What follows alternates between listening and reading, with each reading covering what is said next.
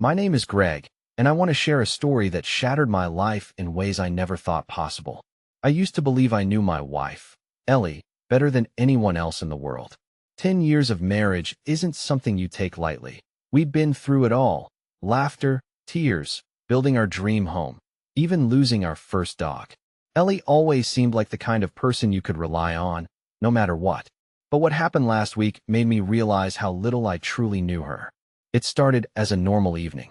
I came home from work after a long day, and Ellie seemed unusually upbeat.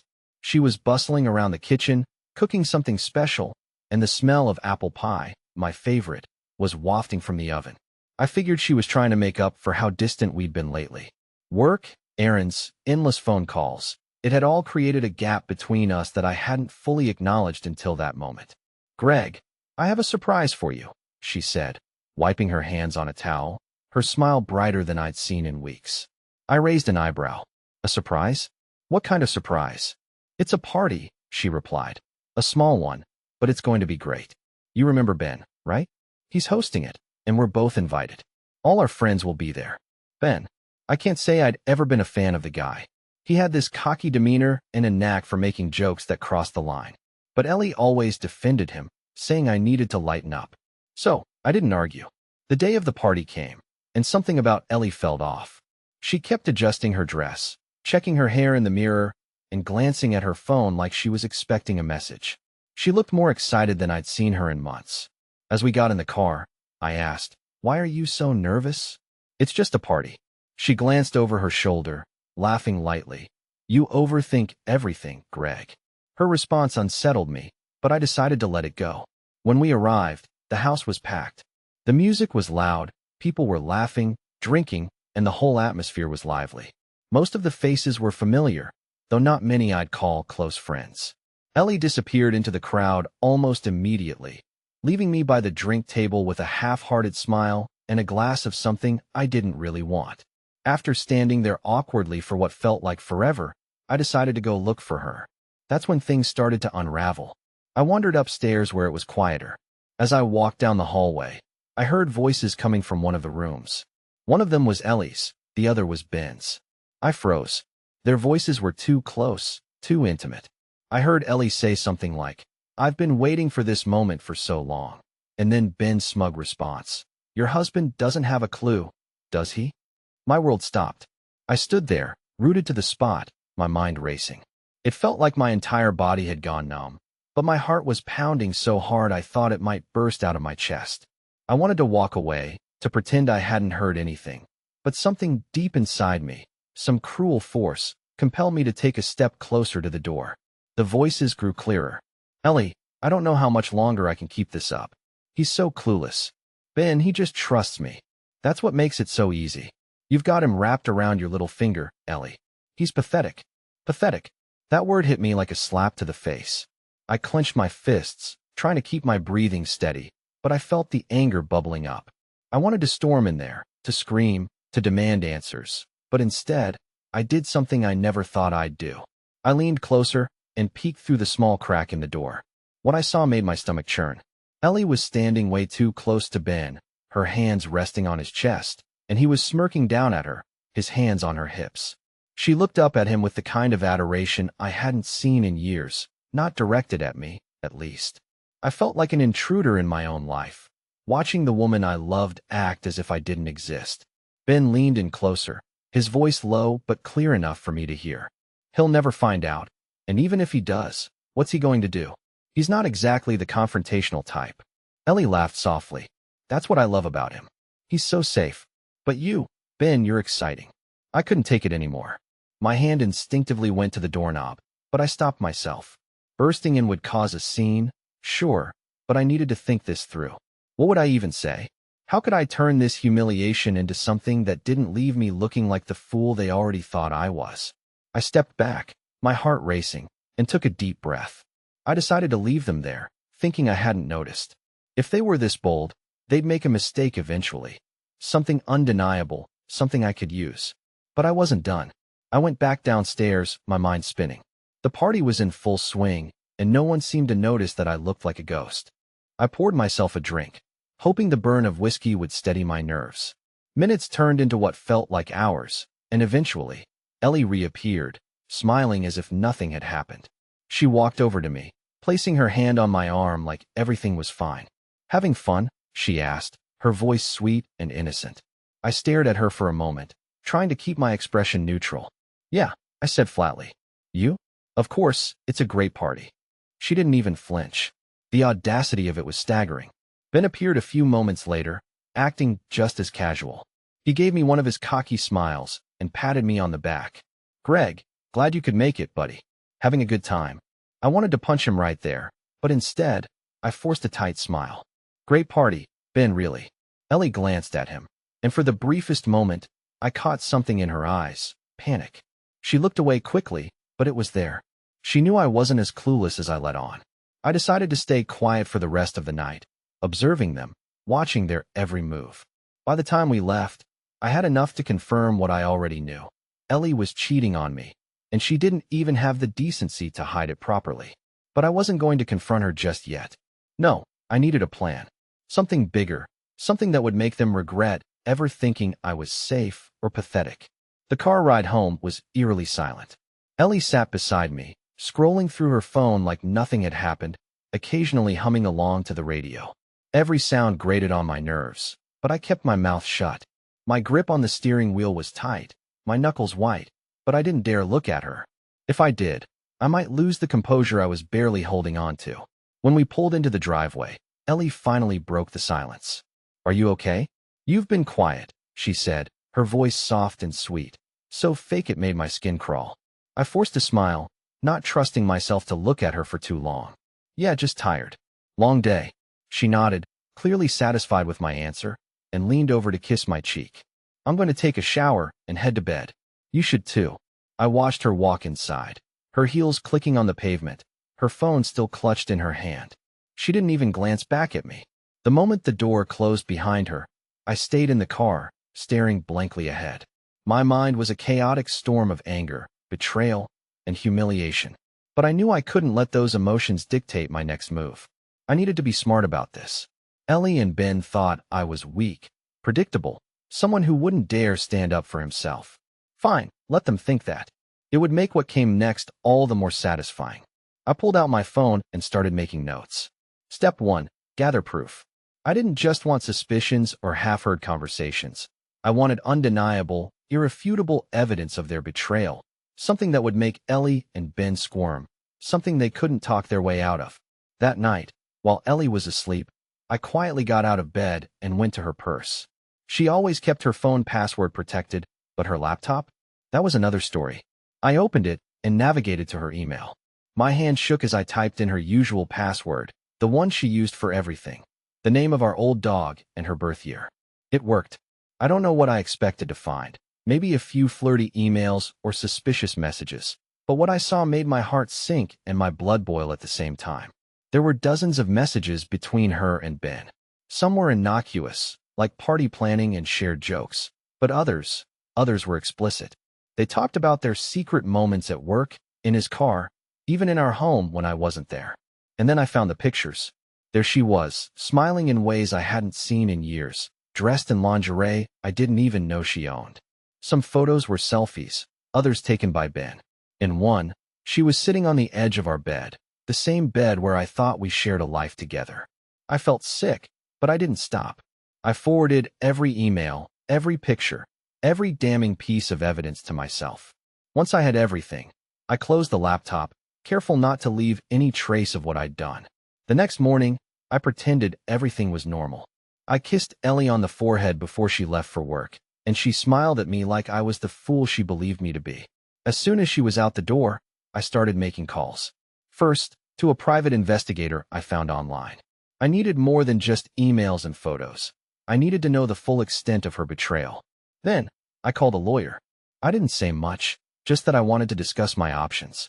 By the time Ellie got home that evening, I was back to being this safe husband she thought she could manipulate. "How was your day?" she asked, her tone cheerful as she kicked off her shoes. "Good," I replied, smiling as I handed her a glass of wine. "How about yours?" She didn't suspect a thing. But I wasn't done yet. The days that followed were a masterclass in patience. Every morning, I would watch Ellie get ready, humming to herself as if she didn't have a care in the world. She'd kiss me goodbye, telling me she'd be late because of meetings or errands. Every excuse was a dagger, but I smiled, kissed her back, and pretended to believe her. Behind the scenes, though, things were far from normal. The private investigator I'd hired was already on the case, and the evidence was piling up fast. Pictures of Ellie sneaking out to meet Ben, receipts for hotel rooms, even timestamps that lined up perfectly with her late nights. But the real kicker came when I got access to her shared location through her phone plan. She didn't even think to turn it off. She was that confident I wouldn't check. I watched in real time as she spent hours in places she shouldn't have been. In Ben's apartment, the same hotel she once told me was too expensive for a weekend getaway. The more I learned, the colder I felt. My anger didn't burn anymore. It froze. I was no longer the clueless, safe husband she thought I was. I was someone else entirely, a man with a plan. The hardest part was keeping up the act. Ellie was so used to me being predictable that she didn't notice the small changes. How I stopped asking questions, how I stayed up late under the guise of work, or how I barely touched the meals she made. She thought she had me fooled. One night, as she slept, I started preparing for the next phase. I went through the files the private investigator sent me. Pictures, text message logs, even a video of Ellie and Ben kissing in a parking lot. It was sickening, but it was also exactly what I needed. I compiled everything into a neat little folder labeled for Ellie. But I wasn't ready to give it to her just yet. No, I wanted the reveal to be perfect. Then came the moment I'd been waiting for. Ellie came home one evening, her face glowing with excitement. "Greg, you'll never guess what Ben's planning," she said as she kicked off her shoes. I forced a curious smile. "What's that?" "He's throwing another party next weekend. He said it's going to be even bigger than the last one. Everyone's going to be there." My heart pounded. This was it. This was my chance to turn the tables. "That sounds fun," I said casually. "We should definitely go." Ellie's eyes lit up, and for a moment, I almost felt sorry for her. Almost. The week leading up to the party was excruciating. I played my role perfectly, acting like the doting husband who couldn't wait for a night out. Meanwhile, I was coordinating with the private investigator and finalizing my plan. The night of the party arrived, and Ellie was more radiant than ever. She wore a dress I'd never seen before, one I could only assume she bought for Ben, and spent extra time on her hair and makeup. "You look amazing," I said, my voice steady. She smiled, oblivious. "Thank you, you're sweet." As we drove to the party, I couldn't help but think about how different things would be by the end of the night.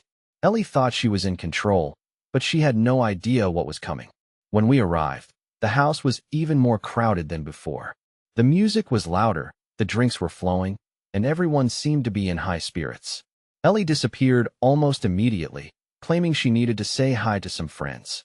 I let her go, knowing exactly where she was headed. I mingled just enough to avoid suspicion, keeping an eye on the stairs. It didn't take long before I saw her slip away, her hand brushing against Ben's arm as they exchanged a look that made my blood boil. I followed at a distance, careful not to draw attention to myself. When I reached the second floor, I heard their voices again, muffled but unmistakable. This time, I didn't hesitate. I pushed the door open, and there they were, Ellie and Ben, tangled together like they didn't have a care in the world. The shock on their faces when they saw me was priceless. What are you doing here?" Ellie stammered, her voice trembling. I stepped inside, closing the door behind me. I looked at both of them, then smiled. "Don't mind me. I just thought I'd drop off a little gift." I reached into my pocket and pulled out a USB drive, holding it up for them to see. "This," I said calmly, "is a compilation of all your greatest hits. Pictures, texts, videos, everything. I thought you might want to keep it as a souvenir." Ellie's face went pale, and Ben's cocky smirk disappeared in an instant. "You've been caught," I continued, my voice steady despite the storm raging inside me. "But don't worry, I'm not going to make a scene. I just wanted you both to know that I know." I turned to leave, but before I walked out the door, I looked back at Ellie. "Oh, and Ellie, don't bother coming home tonight. Your bags will be waiting for you on the porch." The stunned silence that followed was the sweetest sound I'd ever heard. As I drove home from the party, my hands gripped the steering wheel tightly. The adrenaline from the confrontation was still coursing through my veins, but underneath it all, there was a deep ache, a kind of emptiness I hadn't expected. I had exposed Ellie and Ben, and I should have felt victorious, but all I felt was broken. When I got home, the house felt colder than usual. I went straight to our bedroom and began packing Ellie's belongings. I didn't care about being neat or organized. I just wanted her out of my life as quickly as possible. Clothes were tossed into bags, shoes thrown haphazardly into boxes, and anything personal, her jewelry, her favorite books, her framed photos, was dumped into a single pile. I left her suitcases by the front door, along with a note. Don't bother explaining. The evidence speaks for itself. Your keys are deactivated. Don't call me. By the time I finished, the exhaustion hit me like a freight train. I collapsed onto the couch, staring at the ceiling as the events of the night replayed in my mind. Her lies, her betrayal, the smugness in Ben's voice. It all felt like a cruel joke. The next morning, I woke up to the sound of pounding on the door. Greg, open the door. Ellie's voice was frantic. I stayed where I was, sipping my coffee as if I couldn't hear her. She banged louder, her voice growing more desperate. Greg, please. Let me explain. You don't understand. It's not what you think. I nearly laughed at that. Not what I think. After seeing her with Ben, after reading her texts and emails, did she really think I was that stupid? Eventually, the pounding stopped, and I heard her footsteps retreat. I figured she'd give up, but a few minutes later, my phone started buzzing. She called. I didn't answer. She texted. I didn't respond. Finally, she left a voicemail. I hesitated for a moment before playing it. Her voice, trembling with desperation. Greg, please. I don't know what you think you saw, but it's not what it looks like. I was drunk, and Ben, he kissed me. That's all, I swear. It didn't mean anything. Her lies were almost impressive in their audacity. Did she really believe I hadn't seen the months of messages and pictures? Did she think I'd forget the smirk on Ben's face, or the way she clung to him? I deleted the voicemail and blocked her number. For the next few days, I kept my distance. I took time off work, staying home to sort through my emotions and figure out my next steps. I started talking to my lawyer about divorce proceedings, making it clear that I wanted a clean break. No mediation, no second chances. Ellie, however, wasn't giving up.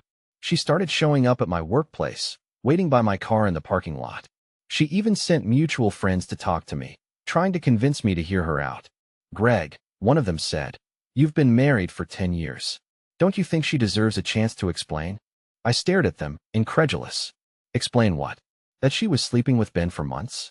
That she lied to my face every single day? There's nothing to explain. Words spread quickly among our circle of friends. Some were supportive, telling me I deserved better. Others were more neutral, unwilling to take sides. But there were a few, Ellie's closer friends, who accused me of being cold-hearted. She made a mistake, one of them said. Don't throw everything away over one bad decision. I couldn't believe what I was hearing. A mistake? Cheating wasn't a mistake. It was a series of deliberate choices, and Ellie had made those choices over and over again. Meanwhile, Ben was noticeably absent. I hadn't seen or heard from him since the party, and I suspected Ellie had warned him to stay away. Good. The last thing I needed was his smug face making things worse. But then something unexpected happened. One evening, I got a text from an unknown number. Greg, it's Ben. Can we talk? I stared at the message, torn between curiosity and anger. What could he possibly have to say? After a few minutes, I responded, what do you want? His reply came quickly. Meet me. I need to explain. Against my better judgment, I agreed.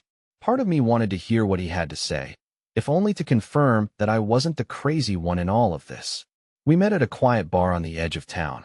When I walked in, Ben was already there, looking uncharacteristically nervous. His cocky demeanor was gone, replaced by something that almost looked like guilt. Thanks for coming, he said as I sat down. Cut to the chase.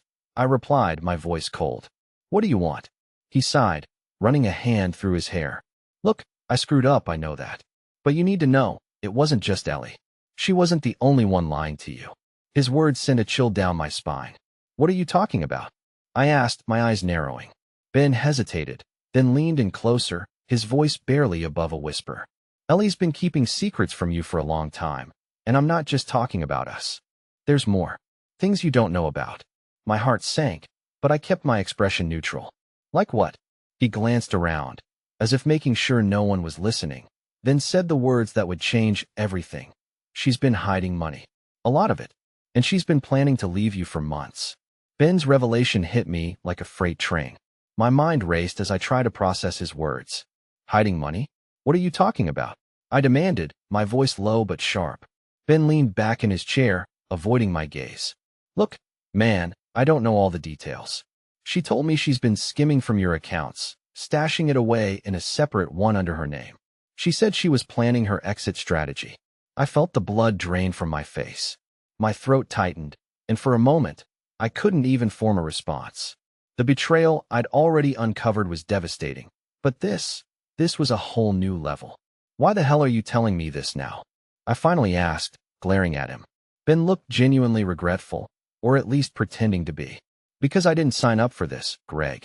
I thought it was just an affair, a fling. But Ellie, she's cold, man.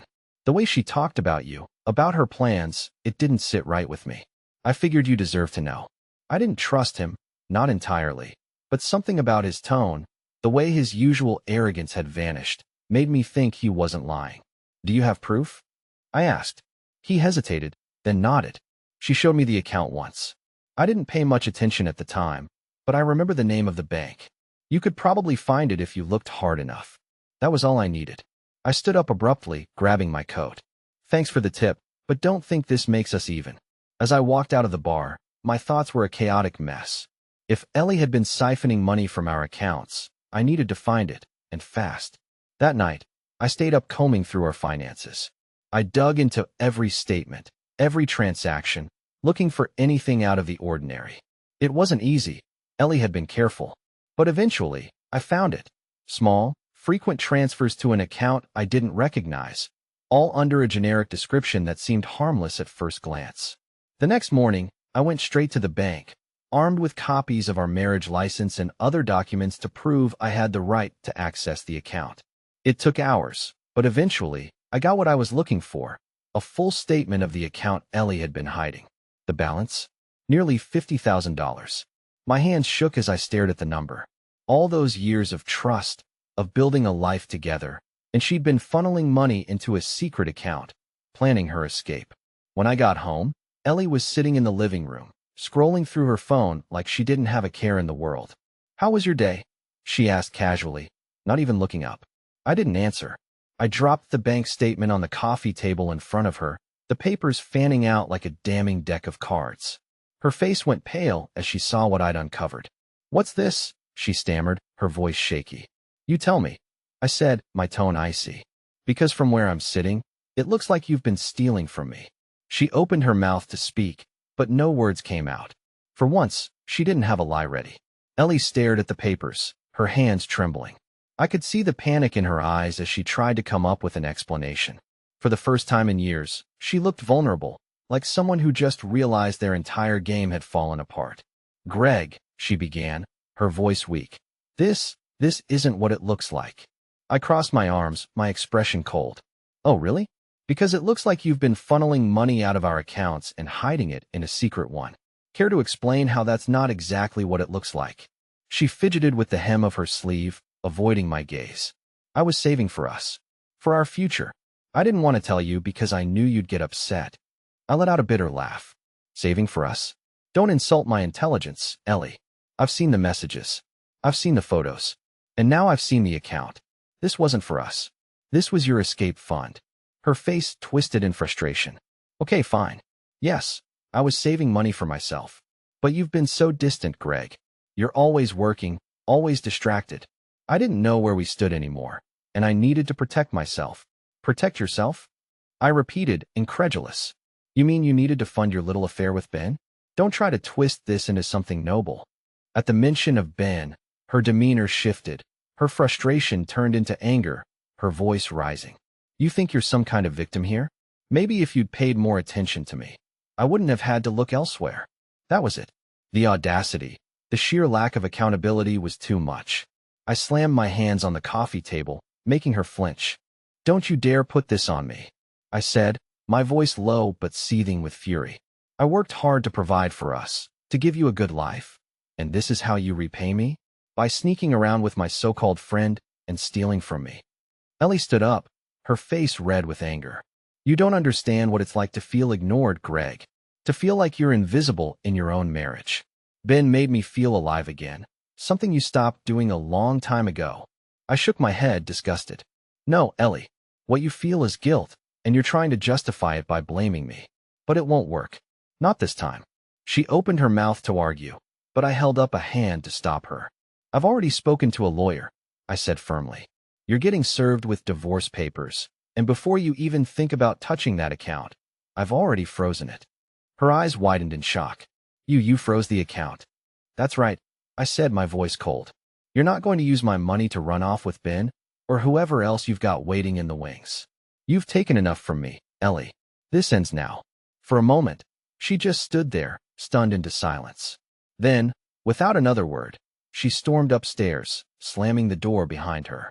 I sat down on the couch, feeling both drained and oddly relieved. The confrontation was far from over, but for the first time in weeks, I felt like I had the upper hand. Ellie thought she could manipulate me, lie to me, and take everything I'd worked for, but she underestimated me. And now, she was starting to realize that her little game was coming to an end. The house was unnervingly quiet after Ellie stormed upstairs. I sat on the couch, staring at the crumpled papers on the coffee table, a strange mix of anger and exhaustion washing over me. I thought I'd feel better after confronting her, but the weight of everything, her betrayal, the lies, the stolen money, still pressed heavily on my chest. I knew Ellie wouldn't back down quietly, so I prepared for whatever she had planned next. And I didn't have to wait long. The next morning, I woke to the sound of her pacing in the kitchen. She hadn't said a word to me since our argument, and I didn't expect her to start now. But as I walked in, she turned to me, her face a storm of frustration and fear. Greg, she started, her voice sharp, you can't just freeze that account. That's my money too. I leaned against the door frame, crossing my arms. It's not your money when you stole it from our joint accounts, Ellie.